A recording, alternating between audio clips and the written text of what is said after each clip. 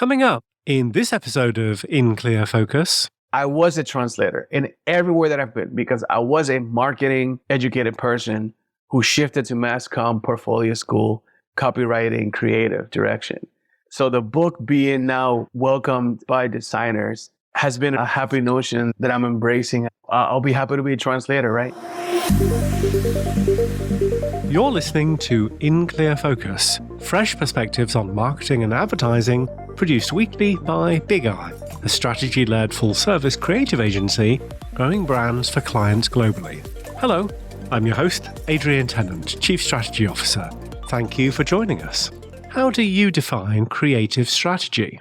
Maybe your answer would reflect one of these quotes from ad industry luminaries. Creative without strategy is called art. Creative with strategy is called advertising. That nugget is attributed to Jeff Richards. Or how about this variation on the theme from Jeroen Madser? Strategy without creativity is called planning. Creativity without strategy is called art. But advertising that combines both is called magic. But for me, this feels a bit more practical. Strategy is the art of asking the right questions and moving culture in your favor, paired with the science of testing your ideas and refining them over time. These thoughts on strategy were written by our guest today, Alex Santiago, an award-winning creative strategist, director, coach, copywriter, and public speaker focused on branding and integrated marketing. He's worked as part of well-known consumer brands' in-house creative teams, as well as for some of the best-known and respected advertising agencies in the Southeast. As you'll hear today, Alex is also an entrepreneur, having established his own businesses, including the responsive branding boutique and consultancy, Social Mosaic Communications. Today, Alex is channeling his creative and business acumen, as well as his passion for education as head of membership for the Polk Museum of Art at Florida Southern College. Alex is also the author of the book, Stop Asking for Logos, published earlier this year, which aims to help small business ideas become big global brands. To discuss his almost 2 decades of advertising and marketing experience, which he describes as working with global giants, up-and-comers, and everyone else in between, Alex is joining us today from Lakeland, Florida. Alex, welcome to In Clear Focus. Thank you so much for having me. Well, Alex, you were born and raised in Puerto Rico. What age were you when you moved to the US? I was 14 years old when I moved to the US, actually. And what was the adjustment to life in the US like for you? It was not easy, to be honest with you. I understood English, but I didn't speak the language. So I was in ESOL classes. It was definitely a rough transition for me. When did you first have the idea that a creative career might be in your future? A career probably wasn't the vision necessarily. That happened much later in my journey. I just loved entertainment and I really wanted to pursue a music career originally. That was my original creative, I guess. Making a living makes more sense than a career. But I would say high school is when I started really understanding that marketing was an option for making a living. Tell me a little bit more about your music experiences at school. I was very musical since I was a kid. I was a dancer since I was 11 years old. By the time that I moved to Central Florida, I was in 11th grade. I discovered rich community of musicians. And I was, and still consider myself a percussionist first and foremost, but I just was always singing. I was always singing in the hallways. I was always singing in my classrooms. And I went to Kathleen High School here in Lakeland, Florida, and the number of musicians was just unbelievable. So I found myself writing a lot of poetry, singing a whole bunch, kind of defaulted to that singer-songwriter kind of space with these folks. And it was incredible. And found a music scene here of artists who were actually touring and playing out in all different venues. And that's where the DIY-ness of my whole life kind of started, because it's kind of interesting. In the music scene here, we're known for throwing these crazy parking lot shows at our local Pep Boys parking lot. And that's kind of like what we are known for. So long story short, no one shows up to local shows, right? You're 16, 17 years old. You're doing your own music in a time where the internet was very young, and going to a show was going to Tampa, going to Orlando, right? Going to a local music show wasn't necessarily an option. So I realized, I was like, well, if I can I need to promote this thing. And I started taking marketing classes in high school. And this is a testament to representation. So my high school happened to have a Puerto Rican marketing teacher. She kind of encouraged me to come in and take the class. And that's where my world just kind of collided, because then being in the class, understanding the basics of what marketing is, I kind of took that ownership of, if I need people to come out to see us, I'm going to have to be the promoter. And at the time, the other thing that was free was the internet, right? So very much whatever was accessible to us at the time, things like LiveJournal, a lot of community-centric things were being born. So that's really what started that. So by the time that college came around, I was aware of marketing as a job opportunity, not a career, as a job opportunity.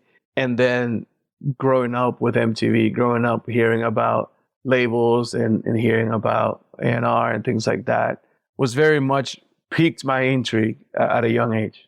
Alex, in what kinds of ways has your interest in music influenced your approach to creative strategy, do you think? It has the most direct through line, actually.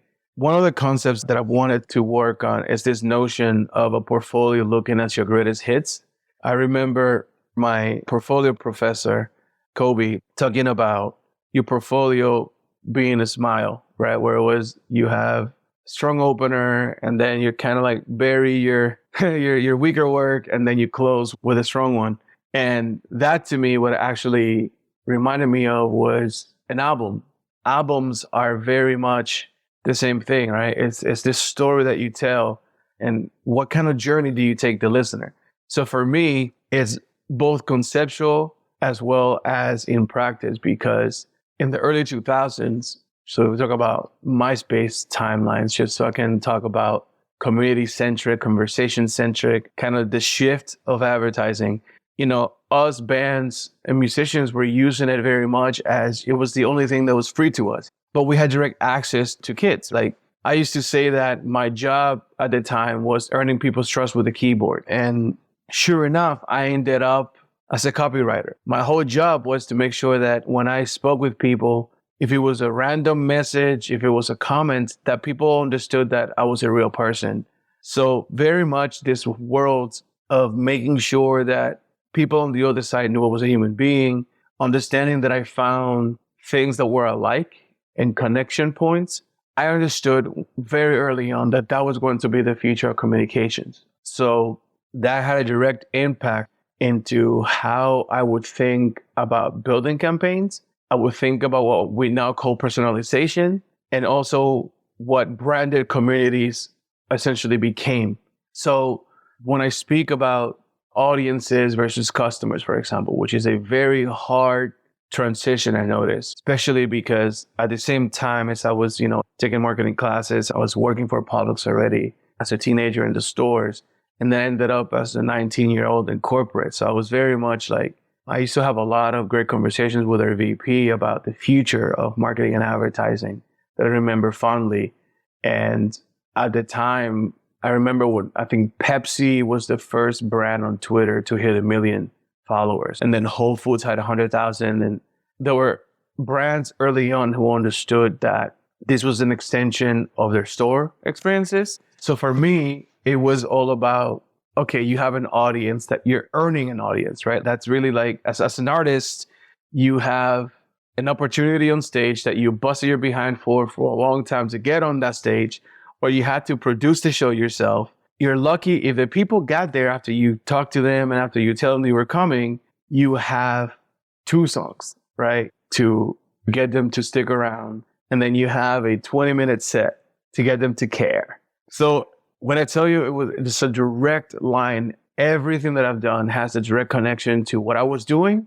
And what I discovered later on was my superpower, which was really deconstructing what successful people were doing. Successful meaning the nationals, right? There was a lot of bands from Central Florida that became very, very popular nationwide. At the time, I was just like, what are they doing? So I was just very much just writing down mental notes, real notes, deconstructing what they were up to, how they were using these platforms, how they were connecting with people, because I'm a fan too, right? So my primary research was very much, how was I feeling? How were they making me feel?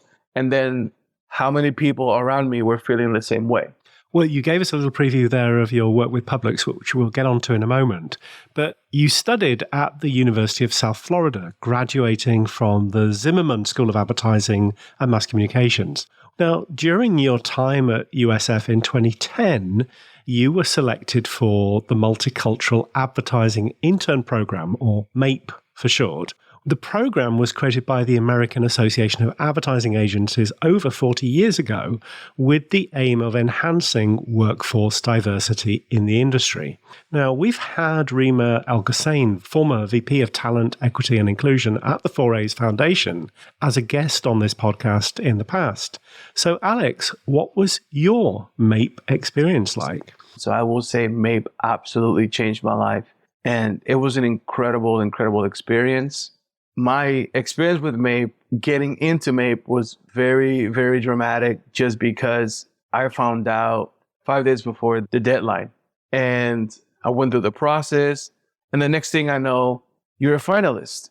And what was incredible at the time was that I already had found the MAPE community through social media. So we were kind of like, that 2010 class was one of the earlier, not the earliest, but one of the earlier classes that were very much kind of social media first, if you will. So we were tracking the MAPE hashtag, MAPE 2010, that MAPE 2010 hashtag was developed. All of us have found each other before we were even accepted. So we had this beautiful connection the whole time. And it was the first time that I really had this like diverse community, people who looked like me, right? Like that was something that didn't exist prior to that. So it was absolutely incredible. Now, Alex, in what ways did MAPE influence the course of your career? Oh, man. Twofold.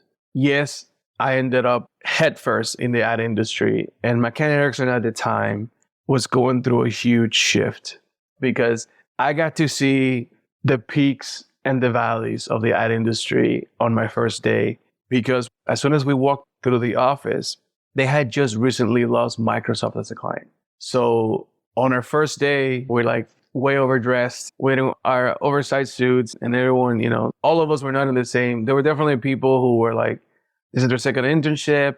This was the first time that I was in this context. And we were seeing people walking out with boxes. So I got to experience what a layoff essentially looked like. So that was a very interesting backdrop. Right? Like getting started in that context, our biggest client just left. I got to experience a global pitch. So now you have an intern, seeing a global ECD, bringing it together, McCann Mexico, McCann Hong Kong, McCann New York. I remember like sitting in this war room, just looking at decks all over the walls. It was unbelievable. Well, I know you're too modest to mention it, but in 2022, you were named the 4A's MAPE Coach of the Year. So, Alex, did it feel like coming full circle in some way?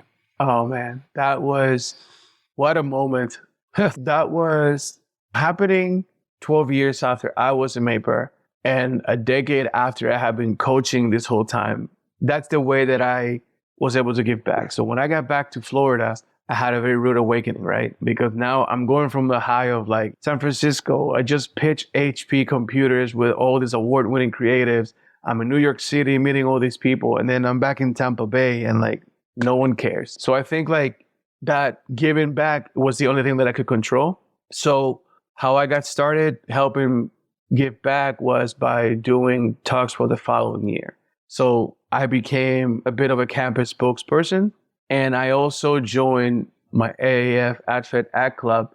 So it was very eye-opening. And I became the event and diversity chair.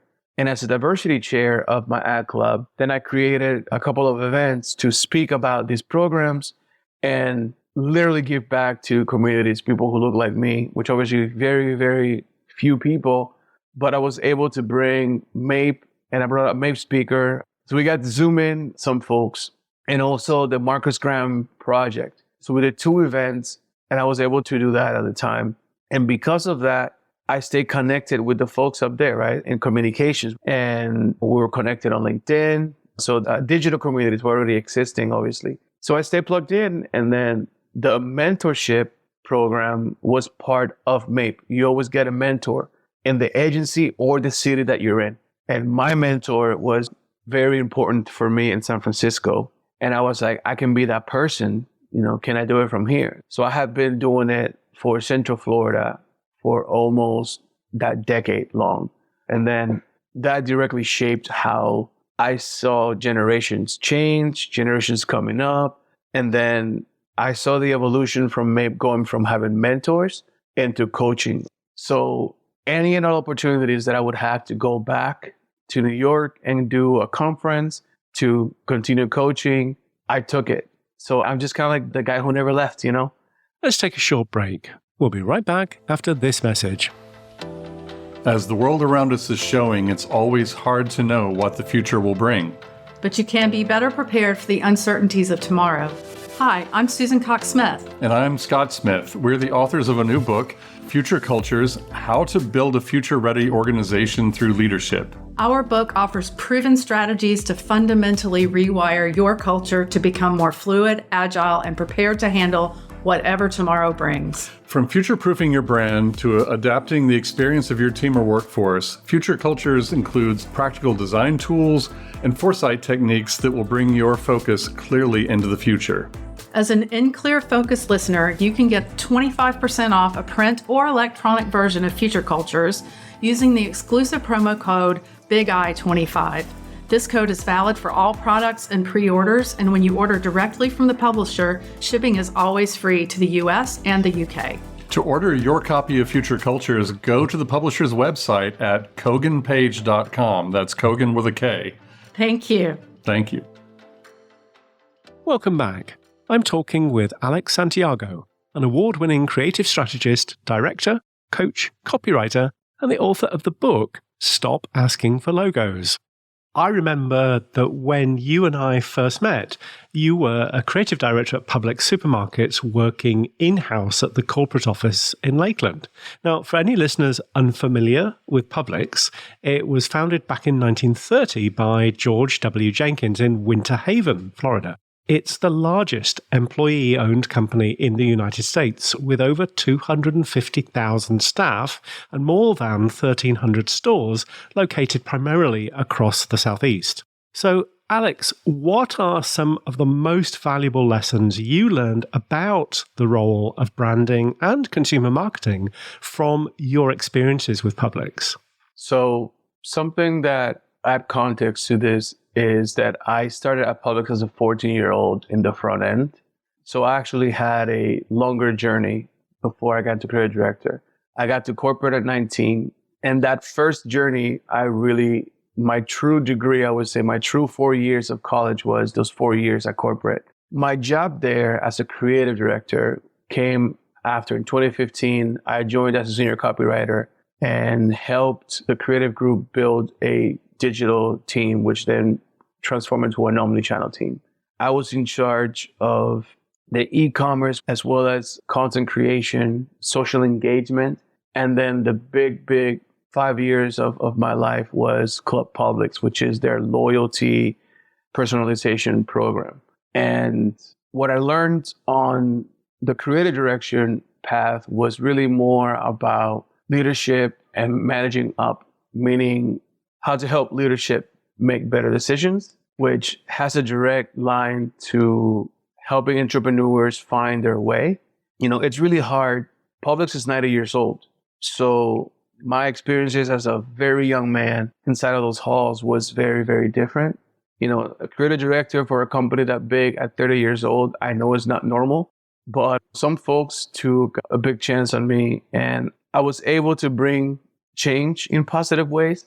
But change is really hard. And I think that's something that I had to learn the hard way. But I would say that time as a creative director helped me more as a person and the person that I wanted to be. So this was the first time that at scale, right? Like, I don't think people realize how massive Publix actually is. Well, Alex, I mentioned in the introduction that you're also the author of the book, Stop Asking for Logos, which you published earlier this year. First of all, what prompted you to write the book? The first reason was because I heard people tell me for so many years that I should write a book and that I should teach. You hear something so much that you kind of start believing it. So that's like my honest answer. So that was the real reason.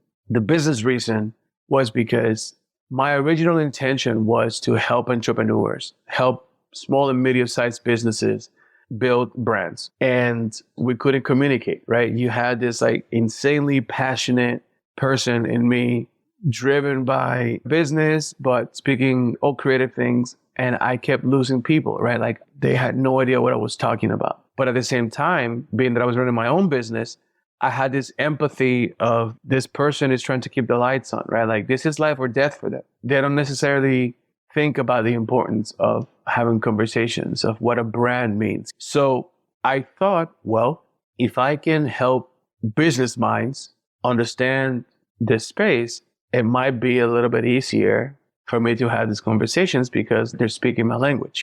I already spoke theirs, but they just couldn't comprehend mine. So the original point of the book was introducing this concept of brand filters and how it was going to be the future of communication. But in the process of writing the book, the sassy name kind of came out because I wrote it for entrepreneurs. I was like, okay, what is the thing that we hear every single time that somebody comes to us? Like, hey, do you make logos? And then you had to go back, and that's what creates friction because then you had to be like, we do, but that's not what branding is. So then that turns people off right away because then you're like, oh, here comes a lecture that I don't want to hear because I'm a business person and I'm successful and I don't need this, right? So the Stop Asking for Logos was born out of an Instagram story. It was just a day that I was just like super angry and I literally said, stop asking for logos. But I'm like, I have my own personal filters into like what goes into my platform, which is what content strategy essentially is. And I'm like, if I'm going to say something that bold, you better be useful. So then I said, stop asking for logos. Here's what you should do instead. And then I just did like a gut feeling, just like, here are 5 things you should do before you talk to me, you know? So instead of coming out angry, it just came back very much like that educator hand-holding kind of thing. And it just blew up in my social platforms. Like so many people were like, oh my God, thank you so much. Oh my God, this is so useful. And I realized I was like, oh, I think I found the end. I think I found my way into the book. So that shifted the whole book around. And then now you see, as it exists now, and you have your copy, thank you so much for picking it up. So the shape in which it looks today is because of that social media experiment in empathy. Well, you make a big, bold statement in the book, quote, I believe filters are the future of brand communications, end quote. So Alex, can you unpack this for us? Yes. So I know that is a bold statement. There's 2 premises. The first premise is humanizing brands. So we have been hearing in culture, humanize your brand for so many years. Simon Sinek's Start With Why. Everybody was talking about start with why, but nobody was asking the why of the why, like what has happened in culture. So everyone wanted to humanize their brand. Then everybody wanted to have a purpose statement, but nobody was living it. So what I realized was that these concepts were just too heady.